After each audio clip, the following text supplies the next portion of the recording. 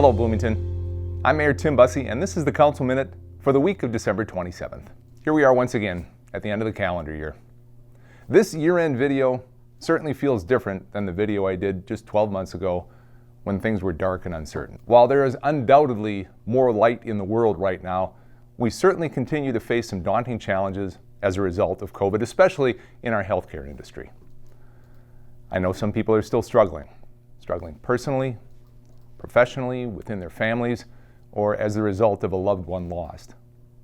Please know that you're not alone and there are resources available to help.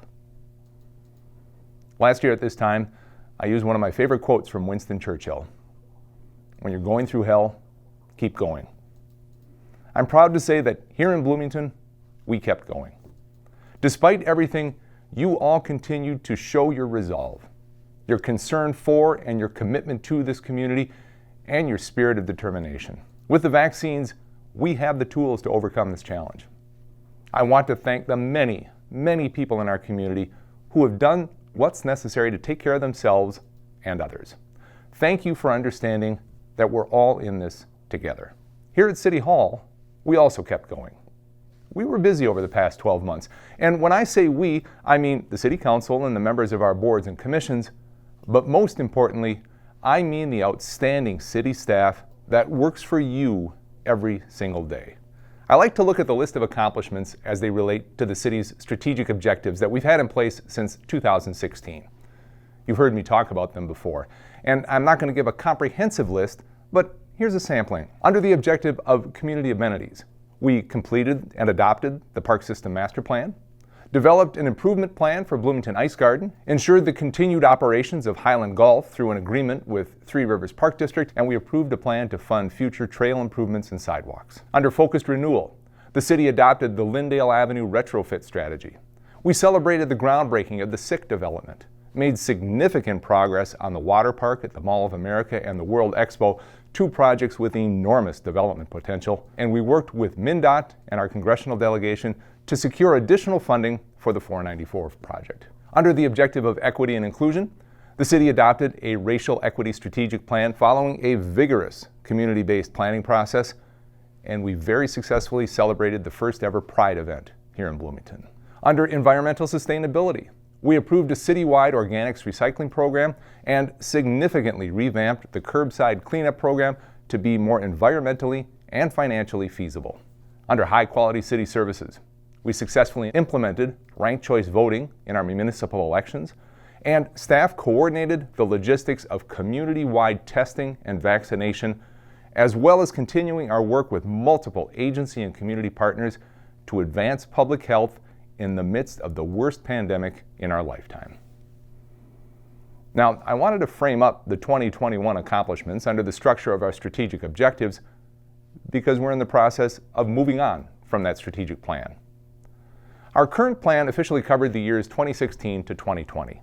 We carried it through 2021 because we really wanted to update the plan using an extensive community-based strategy, and COVID limited our ability to do that. But I'm proud to say work to update the city's strategic plan is now well underway.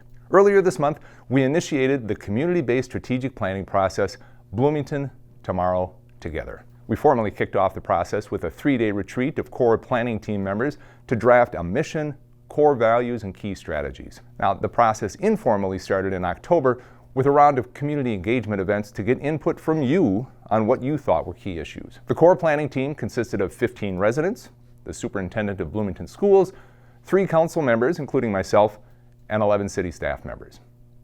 It was an interesting 3 days.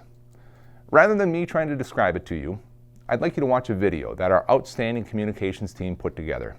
It provides a nice summary of the work of the core planning team and a short description of the next steps.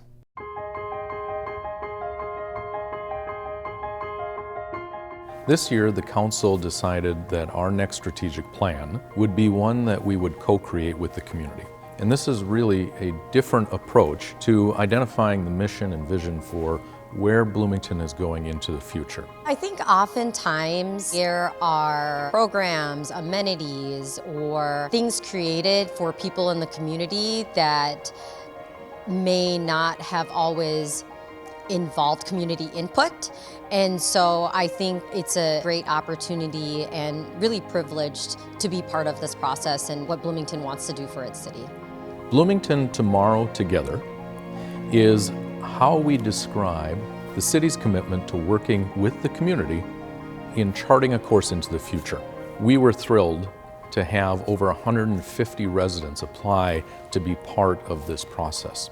And our staff worked to interview every one of those people who scheduled an interview to select 15 residents to be part of the core planning team. Those 15 residents, along with the superintendent of Bloomington Public Schools, the mayor and 2 council members, and 11 city staff, met for 3 days. It's important for the school district and the city to be working closely together. All our interests are very aligned, and it's great to be part of the process. And I just felt there was an investment opportunity needed. I have a daughter in the Bloomington School District, and I'm looking to stay here and get her through. She's in 3rd grade. I'm looking to graduate her all the way through. So City of Bloomington's a really important place for me. I have 3 children who are all part of the Bloomington public school system.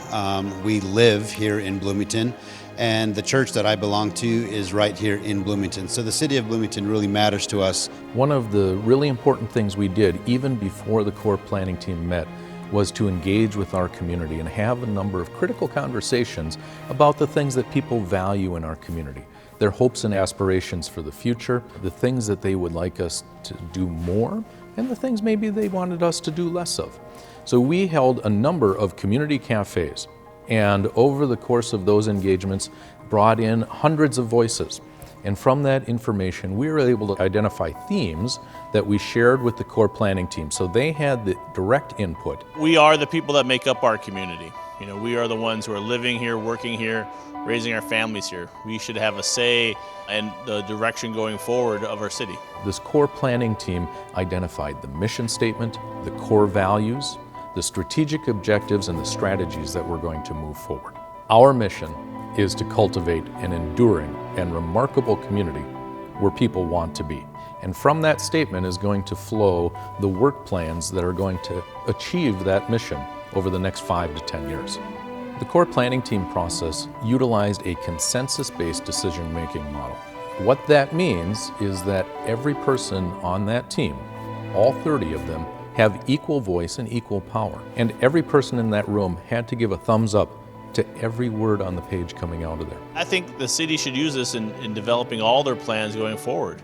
I think the City Council has recognized that there is a greater expectation by people that they want to be involved in discussions and decisions that affect their lives. Bloomington really is a beautiful mix of diversity. There's a lot of people from a lot of different places that live right here in Bloomington. So you get the best response when you have the community represented in a meeting like this. So it's great. You know, there's people in this room who have different beliefs, different nationalities, they come from different places, different stories, but we all call Bloomington home. And so it's great to have so many different perspectives when it comes to talking about the city that we all live in. It's important to have the voices to be heard in this room, and then it's important for these voices to take them back to their people, their community, their circles of friends and influence. The next steps in this process are the creation of a measurement team and action teams that will take the work of the core planning team and build work plans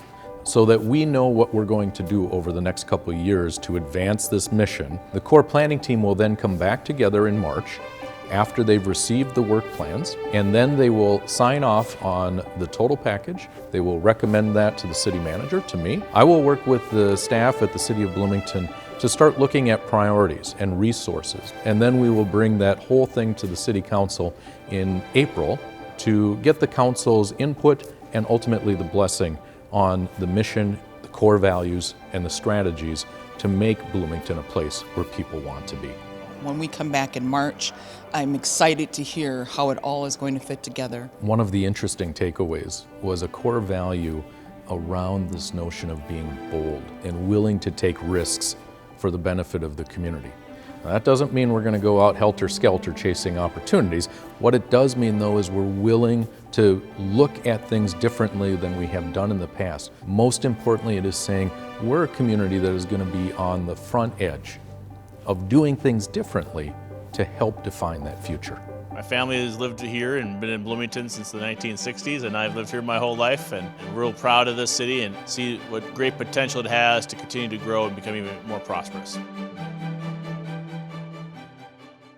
One thing not covered in the video are the core values that the planning team agreed on. Each of these core values intentionally starts with the words, "we believe," because the planning team agreed they are the deeply held convictions and beliefs that guide our community and greatly influence the work we do. It's important to note that each word of these core values, every single word, was agreed on by the entire group. If there wasn't unanimous consensus, we continued to work until there was, or if we couldn't reach agreement, we moved on. The core values that were agreed on by the core planning team are these. We believe that transformation will come through collective courage and the willingness to take risks. We believe that the community thrives when its members share responsibility for its well-being. We believe that when diversity is embraced, the community is strengthened. We believe that everyone benefits when there is equitable access to opportunity. We believe that safety and security are critical components in a resilient and healthy community. The bottom line is that we're off to a great start. The next steps include an evaluation team deciding how we measure success and an action team to set the to-do list. Stay tuned, there is a lot more to come on this. That will do it for this week's Council Minute. Thank you for tuning in. As we turn to 2022, I want to wish everyone a happy, healthy, and peaceful new year. Until next time, stay safe, Bloomington.